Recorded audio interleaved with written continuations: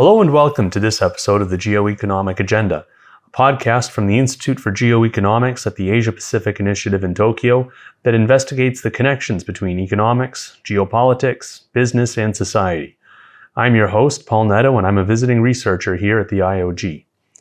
We'll sit down soon with Ambassador Tong, managing partner at the Asia Group and a former U.S. diplomat, to talk about the growing competition between China and the United States and what it means for the region. But first, here's the latest news from the world of geoeconomics.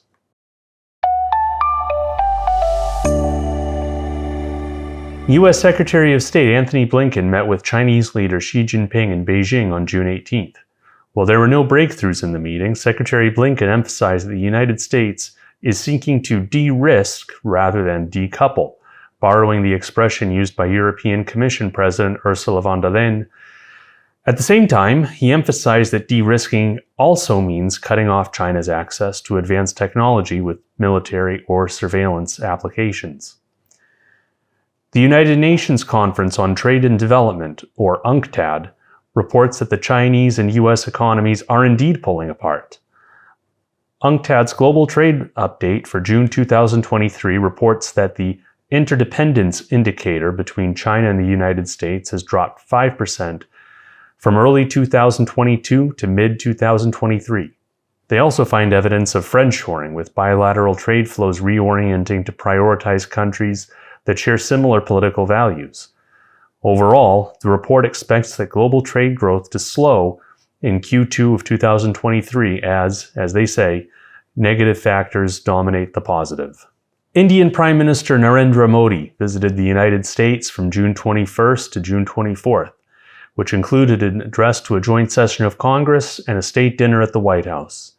In a joint statement released by the White House on June 22nd, both sides committed to promoting policies to facilitate co-production, co-development, and technology sharing between the Indian and U.S. industries, along with regular efforts to address export controls and lowering barriers to trade and investment.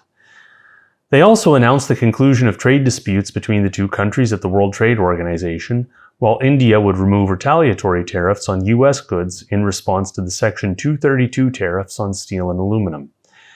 India also joined the Mineral Security Partnership, a U.S.-led initiative to create secure critical mineral supply chains, and the two sides also announced the goal of reconvening the India-U.S. Trade Policy Forum by the end of 2023.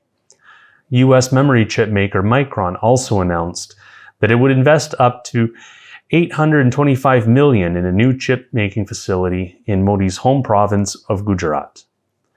Finally, a coalition of advocacy groups including Public Citizen, United Auto Workers, the Sierra Club, and others have criticized the Biden administration's guidance on electric vehicle tax credits, specifically the critical minerals agreement signed between Japan and the United States earlier this year.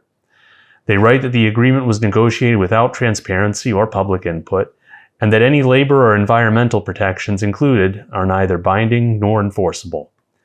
And that's the news. This is the Geoeconomics Agenda with Paul Nadeau. Today I'm sitting down with Ambassador Tong. He's a managing partner of the Asia Group and a former U.S. diplomat. Kurt, thanks for joining us today. It's a pleasure to be here. What exactly are you doing these days at the Asia Group? What led you to your work there today? Well, in some ways, what I'm doing now is an extension of my diplomatic career, where, for 30 years, I was a State Department employee focusing on the Asia-Pacific, I guess people now call it the Indo-Pacific, and specializing to a certain extent in economic issues, trade, finance, some environmental questions. And upon retirement, was looking for work, and the Asia Group focuses on helping companies, many of them US companies, but also Japanese companies or Korean companies, navigate the politics of doing business in the Indo-Pacific region. And so it was in many ways a natural extension of my diplomatic experience, and it's a lot of fun. We help a range of companies figure out what's going on in Asian governments and sort out how they should be either responding to or shaping the dialogue that their particular sector has with those governments in order to find the best business solutions. I'll start you off with a softball. What's the current status of economic competition between the US and China? Where are we now?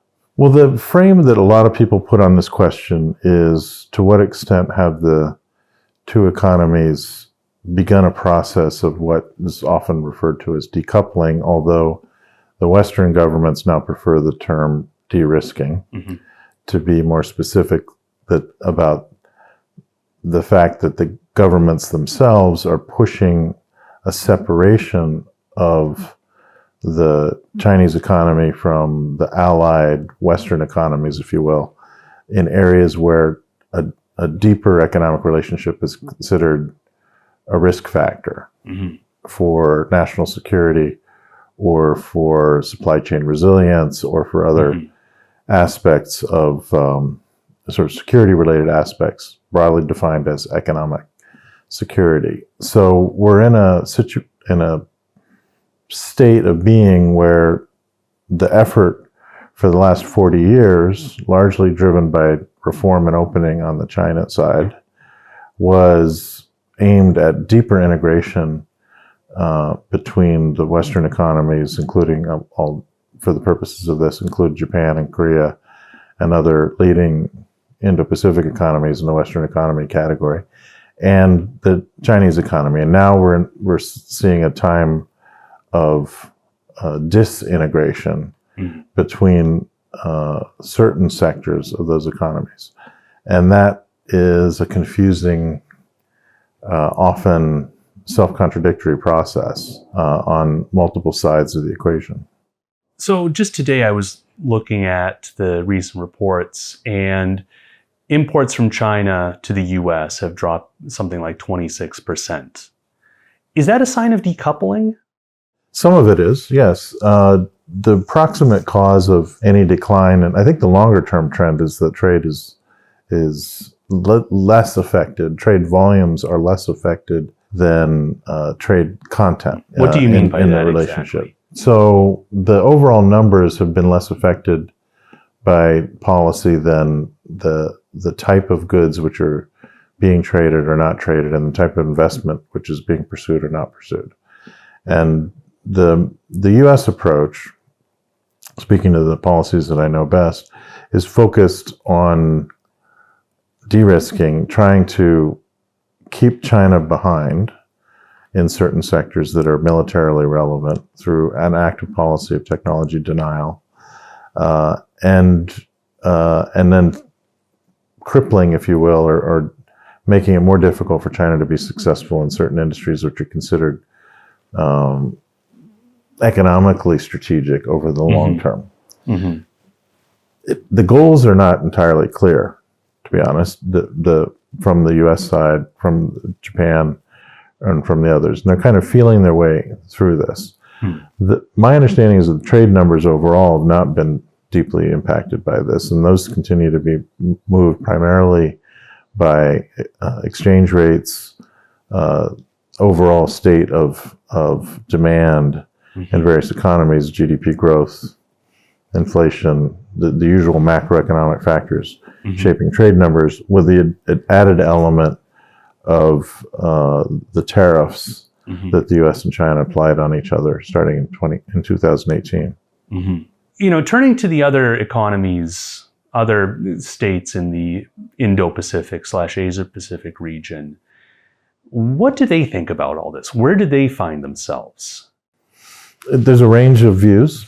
Japan and Australia are probably the two Indo-Pacific countries that are most like-minded to the United States in seeing benefit in actively distancing their economies from dependence on China in specific sensitive sectors.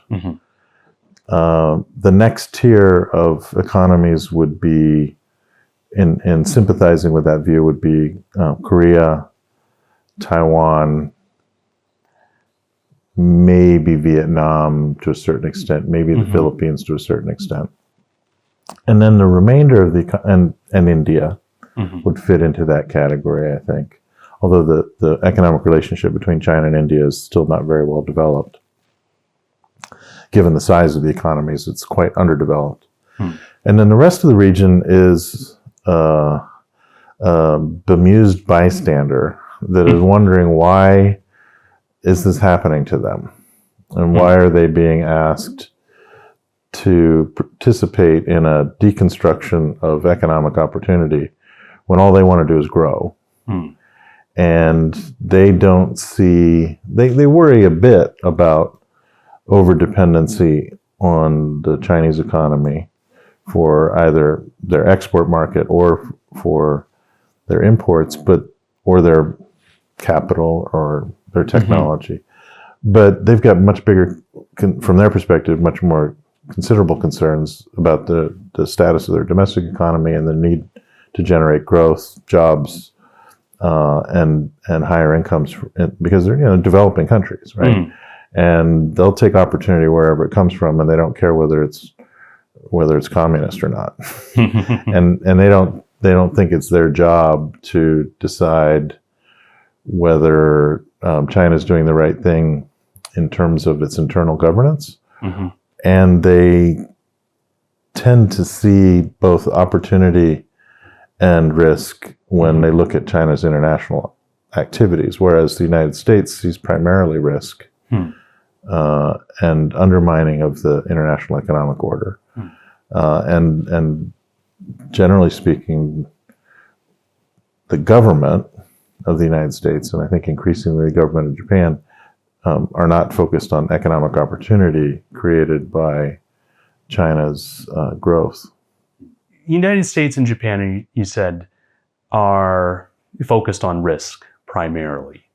What is driving that focus towards risk? And I ask that because one of the things that you keep running up against as you talk about these initiatives like decoupling or derisking is the necessity of making these regimes more multilateral.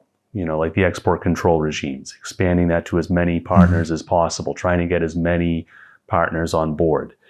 But that's been a harder sell than the Biden administration seems to have expected, as far as I know. Okay, so two questions. One, is it a harder sell than they expected? And two, why is the United States so primed to emphasize risk in the case of China relative to other economies in the region? Well, the U.S., for better or for worse, has redefined the relationship with China, and China's growing importance and massive existence on the planet views it as a competition with the United States. And so the term of art used constantly in Washington is that the relationship is now defined by strategic competition. And whereas previously there would have been an emphasis on competition and cooperation, or competitive coexistence, or convergence, or other words that start with C, right? that would have described a more complex perception of China. And now the lens through which the United States views China's increasing capability is that it's a bad thing. The government, right? Yeah. The private sector has a more diverse view about China and the balance of risk and opportunity. That's been primarily driven by China's international behavior, its regional aggressiveness in a purely strategic and military sense.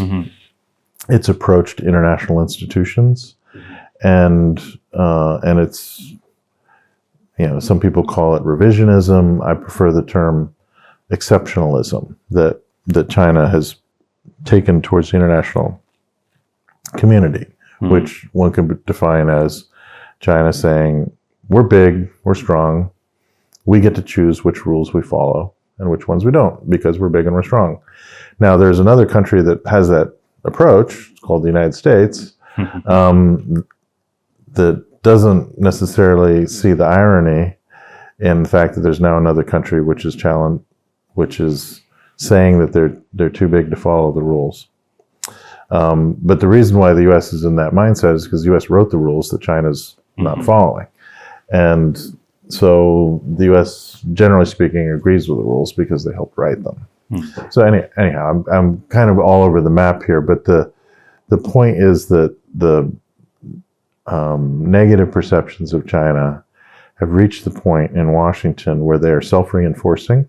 And, for example, a piece of news saying that the Chinese economy is growing faster this quarter than last quarter is viewed by political type people in Washington as bad news. Whereas in a global sense, it creates demand for U.S. exports, for example. It means that Chinese people are less poor and might have slightly better livelihoods. And China would have more resources to contribute to solving global problems if they chose to do so. That understanding of China's success has been now pretty much completely overshadowed by a sense that a successful China is a bad thing. This is where we are. I'm just describing reality to you. I'm not saying it's the right way to think about things. And so in that context, it's very, very complicated to manage for other countries. Turning inward a little bit, you distinguished between the government of the United States and the private sector and political actors in Washington. If you could unpack those a little bit more, like who among the domestic actors, whether it's in the United States or China, beyond just the governments, who's providing a stabilizing influence or a destabilizing influence? You sort of touched on that, but could you unpack that a little bit more?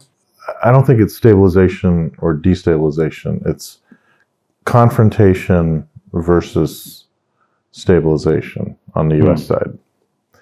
And the drivers of confrontation are the political system itself, most of Congress, much of the defense establishment, and various aggrieved interests in the U.S. system.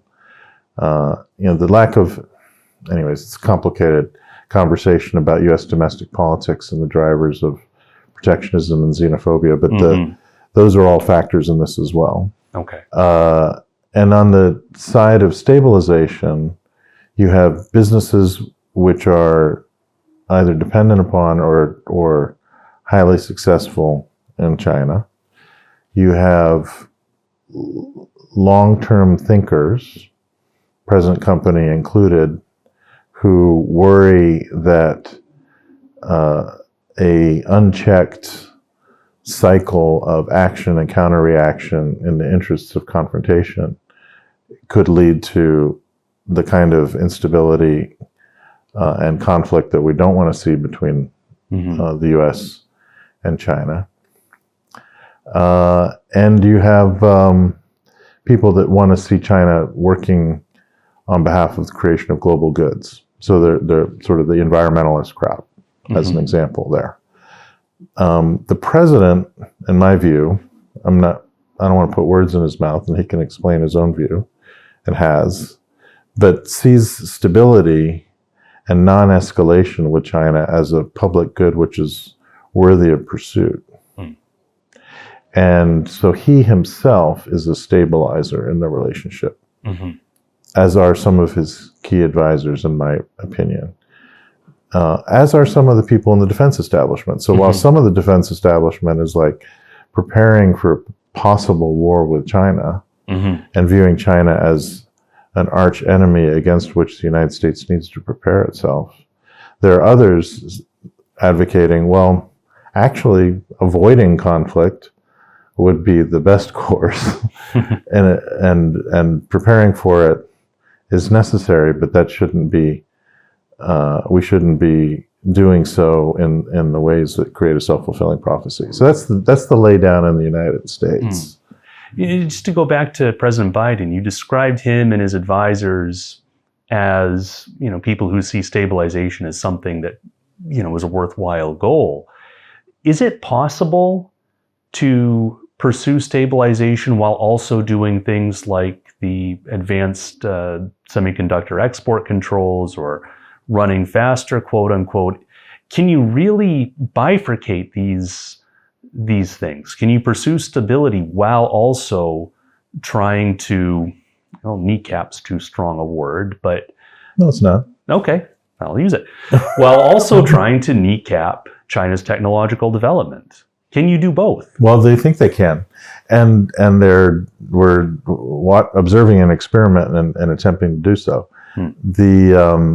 The hope is that by establishing a set of not rules but expectations about the relationship, that one can have both stability and competition meaning aggressive competition, where you want parts of the other side's system to fail or to lose or to stay behind, that you can do both. And this is what the administration means when it talks about managed competition or competition with guardrails, is that they want to have China accept a reality that the United States is going to treat them as an adversary in some aspects of the relationship, like high technology, and not react to that in a way that results in destabilization and conflict.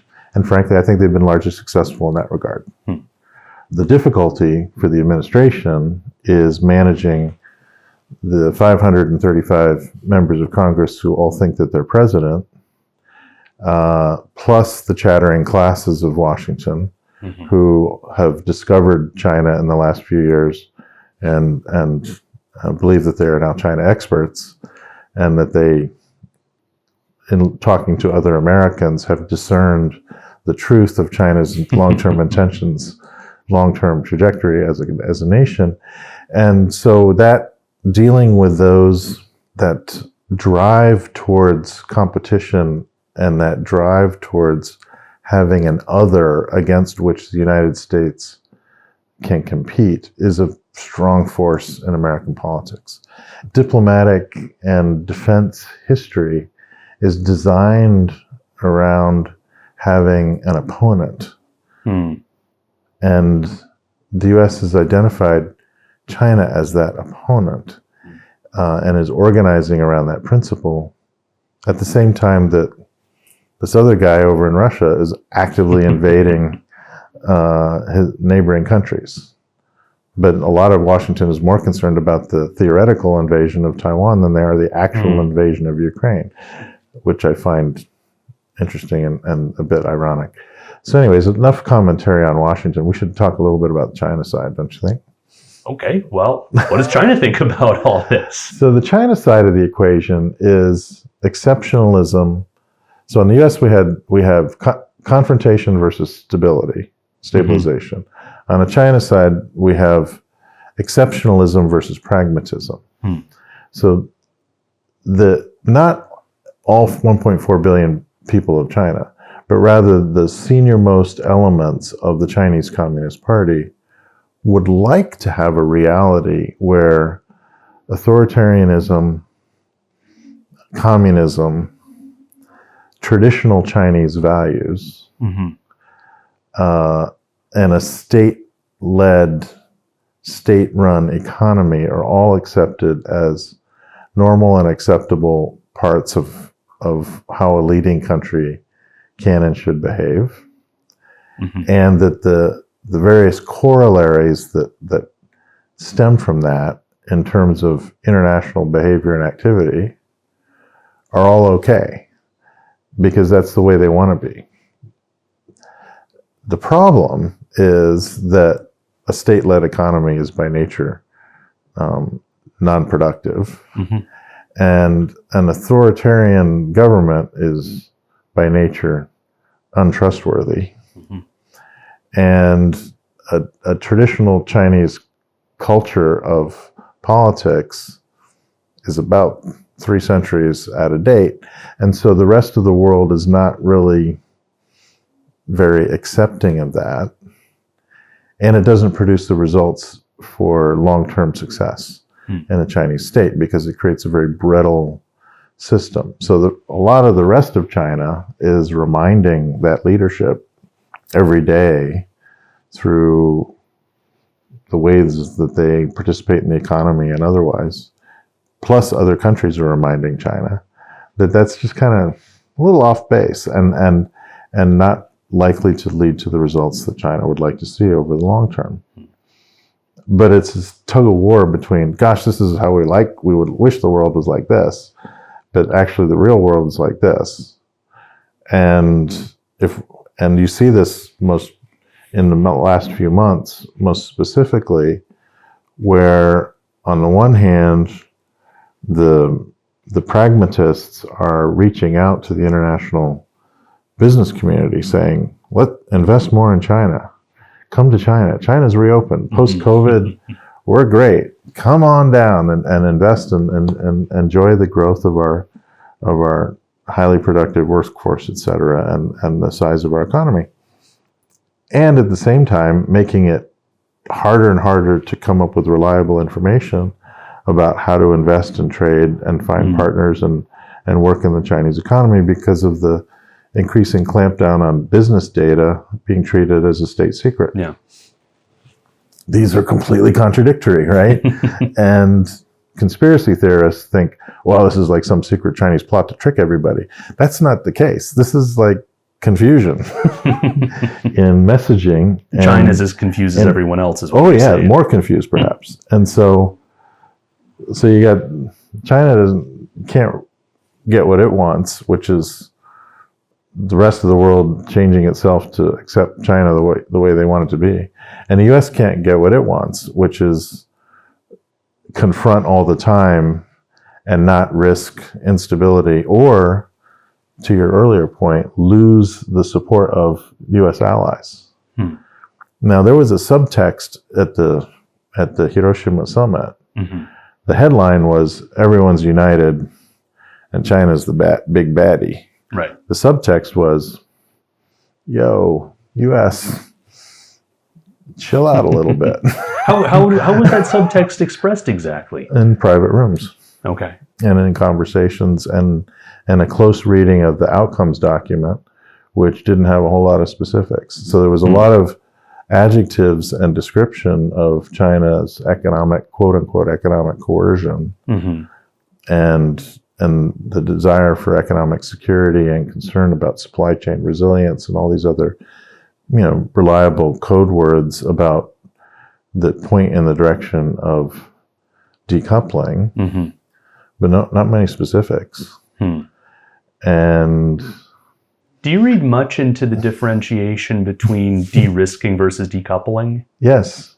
Okay. That means the Europeans in particular, but also Japan, have rejected the concept of decoupling because they view it as unrealistic and probably counterproductive. The U.S. has not fully embraced the concept of decoupling. It's just been acting in that direction. So the U.S. is a bit confused internally. All of this is getting kind of sorted out in a massive cocktail party of communication among various actors and in different sectors and different specific decisions being made about how to conduct business or not conduct business with China. And it's kind of feeling their way towards what I think will be probably something of an equilibrium point in this overall relationship, which I think will be best described as competitive coexistence. That the landing zone, if we can avoid a spiral of confrontation, which I think we can, the landing zone is one where some parts of doing business with China are both official business as well as private sector business are done just like with any other country, and some areas they're just treated as an enemy. And China it'll be a bit predictable. It'll be more predictable than it currently is. It's becoming more predictable over time, but it's still a bit of, more than a bit, a lot of confusion around these things. This is what This is why the Asia group is prospering, because people need help figuring all this stuff out. So without having divulge trade secrets or company secrets or whatnot. I've divulged quite a bit already today. But yeah, okay, then keep going. What do you tell companies, what to expect, how to think about this? If you're looking at two confused superpowers that are seeing competition as some kind of an emerging status quo at best, and you're a company or you're a country that wants to, have positive economic relations with both, what do you do? How do you think about the next 3, 5, 10 years? You try and figure out where that equilibrium point is, that emerging equilibrium point I described, and where does your activity fit into that milieu, and that will become clear over time, and become and there will be greater transparency and more predictability in figuring that out. But in the meantime, gather lots of information and try and sort through it. Keep options open. Do not intentionally or unintentionally antagonize the governments involved and get in their crosshairs unnecessarily. But also try to look over the horizon at what likely government action is going to be in your sector, because governments are just going to be a lot more involved in shaping economic activity with China than much more hands-on than they were previously. But not like, I hope and expect, not like the Cold War with the Soviet Union, where pretty much everything was off the table. Yeah. And there was an organized effort to maintain a fairly thorough bifurcation of the Soviet bloc and non-Soviet bloc economies. But you do not see that emerging. I hope not, and I think not. That reality is highly inflationary. Results in lower incomes in developing countries in particular, but lower incomes in nations like Japan, which have deep and beneficial economic relations with China. It just doesn't make sense to do that, right? And ultimately wouldn't bring collapsing China in the way that the Soviet Union collapsed. I don't think that's a good goal to have, personally. I think that would be a mistake. What we've seen in post-Soviet Russia, I think should make people think twice or 3 or 4 times about having as their objective the failure of the PRC as brought about by foreign powers.